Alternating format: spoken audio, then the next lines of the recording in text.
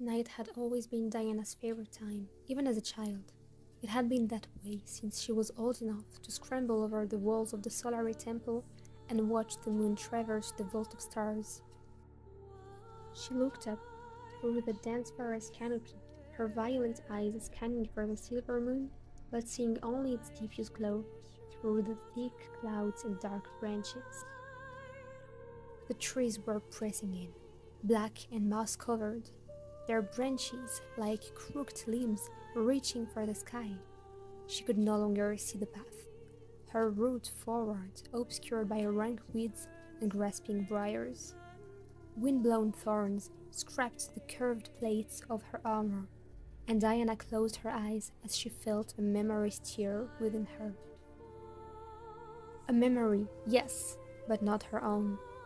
This was something else, something drawn from the fractured recollections of the celestial essence that shared her flesh. When she opened her eyes, a shimmering image of a forest overlaid the close-packed trees before her. She saw the same trees, but from a different time, from when they were young and fruitful, and the path between them was dappled with light and edged in wild flowers. Raised in the harsh environs of Mount Targan, Diana had never seen a forest like this. She knew what she was seeing was an echo of the past, but the scents of honeysuckle and jasmine were as real as anything she had experienced. "Thank you," she whispered, following the spectral outline of the ancient path. It led Diana through overgrown and withered trees that ought to have been long dead. It climbed the slopes of rocky highlands and passed through stands of twisted pine and wild fir. It crossed tumbling mountain streams and wound its way around sheer slopes before bringing her to a rocky plateau overlooking a vast lake of cold, dark water. At the center of the plateau was a circle of towering stones, each carved with looping spirals and curving sigils. On every stone, Diana saw the same rune that shimmered upon her forehead and knew she had reached her destination. Her skin tingled with a sense of febrile anticipation, a sensation she had come to associate with wild and dangerous magic. Wary now, she approached the circle, eyes scanning for threats. Diana saw nothing, but she knew something was there, something utterly hostile, and yet somehow familiar. Diana moved to the center of the circle and drew her sword. Its crescent blade glittered like diamond in the wan moonlight penetrating the clouds. She knelt with her head bowed, the blade's tip resting on the ground, its scion at her cheeks. She felt them before she saw them. A sudden drop in pressure, a raw charge to the air. Diana surged to her feet as the spaces between the stones split apart. The air buckled, and a trio of screeching beasts charged her with ferocious speed. Ivory flesh, bone-white carapaces of segmented armor and steel talons. Terrors. Diana dived beneath a snapping jaw filled with teeth like polished ebony, slashing her sword in an overhead arc that clove the first monster's skull to its heavy shoulders. The creature fell, its flesh instantly unraveling. She rolled to her feet as the others circled like pack hunters, now wary of her gleaming blade. The creature she had killed now resembled a pool of bubbling tar. They came at her again, one from each side. Their flesh was already darkening to a bruised purple, hissing in this world's hostile atmosphere.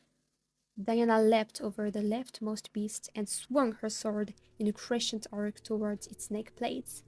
She yelled one of the lunary's holy words, and incandescent light blazed from the blade. The beast blew apart from the inside, gobbets of newly wrought flesh disintegrating before the moonblade's power. She landed and swayed aside from the last beast's attack. Not fast enough. Razored talons punched through the steel of her pauldrons and dragged her around. The beast's chest split apart, revealing a glutinous mass of sense organs and hooked teeth. It bit into the meat of her shoulder, and Diana screamed as a numbing cold spread from the wound. She spun her sword, holding the grip like a dagger, and rammed it into the beast's body. It screeched, relinquishing its hold. Steaming black ichor poured from its ruptured body. Diana spun away, beating down on the pain racing around her body. She held her moonblade out to the side as the clouds began to thin. The beast had tasted her blood and hissed with predatory hunger. Its armored form was now entirely gloss black and venomous purple. Bladed arms unfolded and remade themselves in a fan of hooks and talons. Unnatural flesh flowed like wax to seal the awful wound her blade had ripped.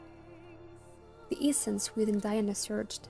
It filled her thoughts with undying hatred from a distant epoch. She glimpsed ancient battles so terrible that entire worlds had been lost in the fires of their waging. A war that had almost unmade this very world, and still might. The creature charged Diana, its body rippling with the raw power of another realm of existence. Clouds parted and a brilliant shaft of silver speared downwards. Diana's sword drank in the radiance of distant moons, and light burned along its edge. She brought it down in an executioner's arc, cleaving plated bone and woven flesh with the power of the night's illumination. The beast came apart in an explosive detonation of light, its body utterly unmade by her blow. Its flesh melted into the night, leaving Diana alone on the plateau, her chest heaving with exertion, as the power she had joined with on the mountain withdrew to the far reaches of her flesh.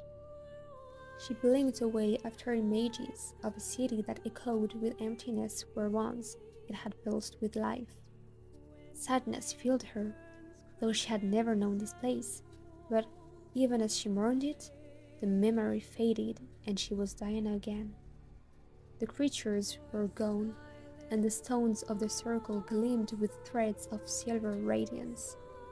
Freed from the touch of the hateful place on the other side of the veil, their healing power seeped into the earth. Diana felt it spreading into the landscape, carried through rock and root to the very bones of the world. "This night's work is done," she said. "The way is sealed." She turned to where the moon's reflection shimmered in the waters of the lake. It beckoned to her, its irresistible pull lodged deep in her soul as it drew her ever onwards. "But there is always another night's work," said Diana.